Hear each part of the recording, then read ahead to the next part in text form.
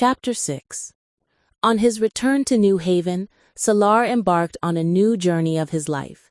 He remembered all the promises he had made, sobbing, tied to the tree that night in the horrendous and lonesome darkness of that jungle. He began to live in isolation from all the others, with the least contact or connection with anyone. "I don't want to meet you." He had always been outspoken, but none of his friends expected him to go to this extent.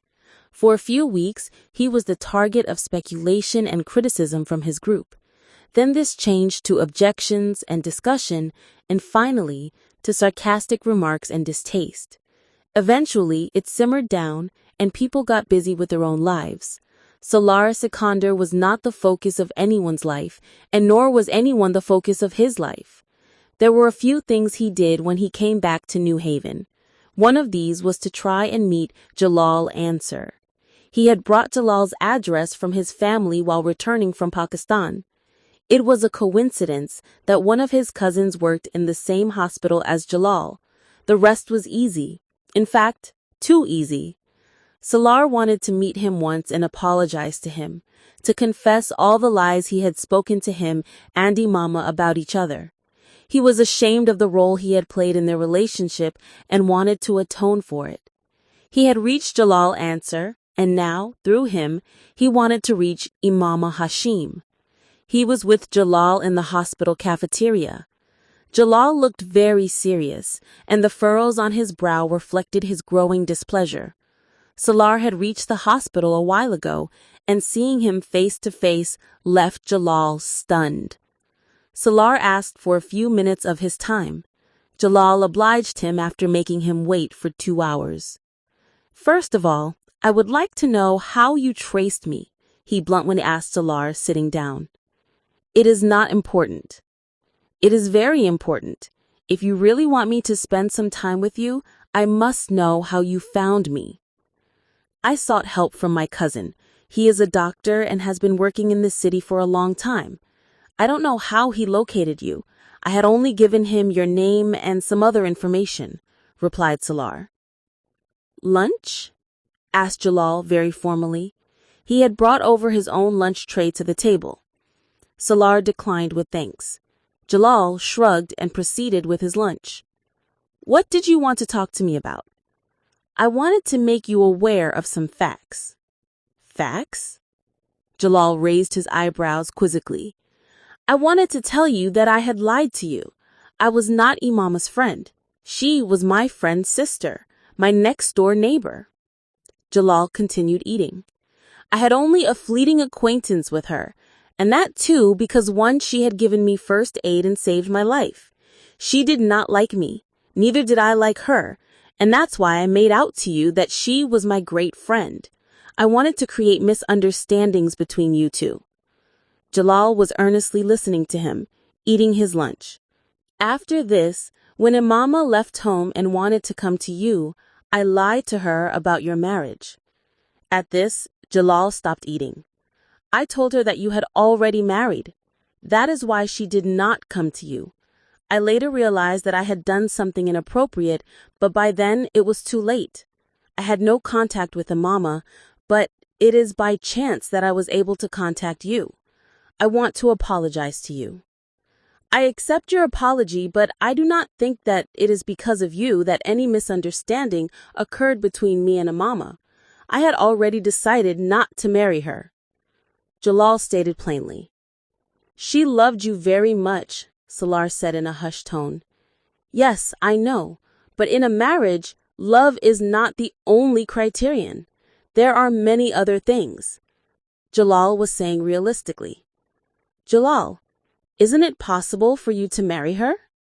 "Firstly, I have no contact with her. Secondly, if I were in contact with her, I could not have married her." "She needs your support," Salar replied. "I don't think she needs my support, as a long time has passed, and by now she must have found someone." Jalal spoke complacently. "It's possible she hasn't done so. She may still be waiting for you." "I'm not given to wondering about such possibilities. I have told you that marriage at this stage of my career is out of the question, and that too with her." Why? I see no need to answer this query. Why? You have nothing to do with any of this business. Why I don't want to marry her. I had already told her why, and after all this time, you turn up wanting to open this Pandora's box again. Jalal was quite angry now. I'm just trying to make amends for the damage I've caused you both. Salar explained gently. No damage has been done to me, and nor to Umama, I think. You are just being oversensitive. Jalal popped a few morsels of salad into his mouth. Salar kept looking at him, wondering how to get his points across. I could help you find her. But I don't want to find her.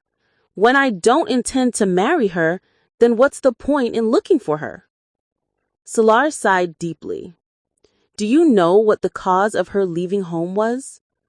Certainly she didn't do it for me, Jalal interjected.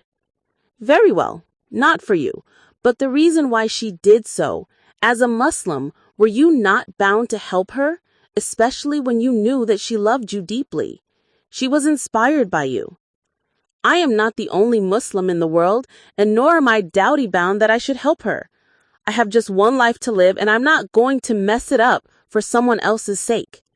You're a Muslim too. Why don't you marry her?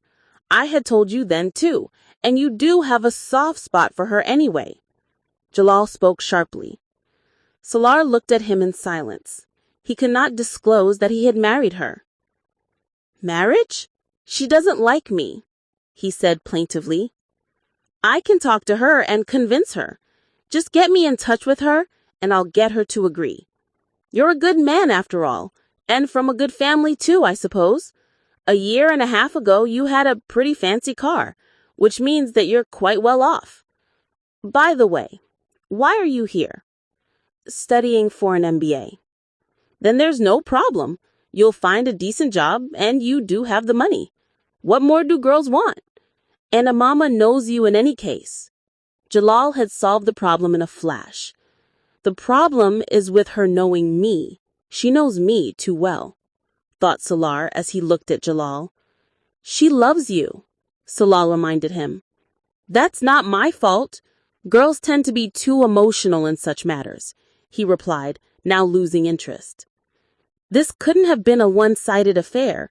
You must have been involved to some extent, said Salar seriously. Yes, somewhat, but a person's priorities change with time and the situation. If you intended to change your priorities according to the times and the situation, then you should have told her before getting involved. At least then she would not have depended on you nor expected any help. I'm hoping that you're not going to say that you made any commitment about getting married to her. Jalal said nothing, but glared at him angrily. Then a few moments later, he brusquely asked, What exactly do you mean to tell me or want to tell me anyway? When she first gave me your number and asked me to call you, she told me to ask you if you had spoken to your parents about getting married to her. I gave her my cell phone so that she could speak to you herself. Certainly, before coming to Islamabad, you must have told her that you'd speak to your parents about getting married to her. You must have certainly expressed affection for her and then proposed.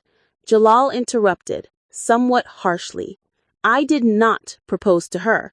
It was she who proposed to me. Agreed, that she did.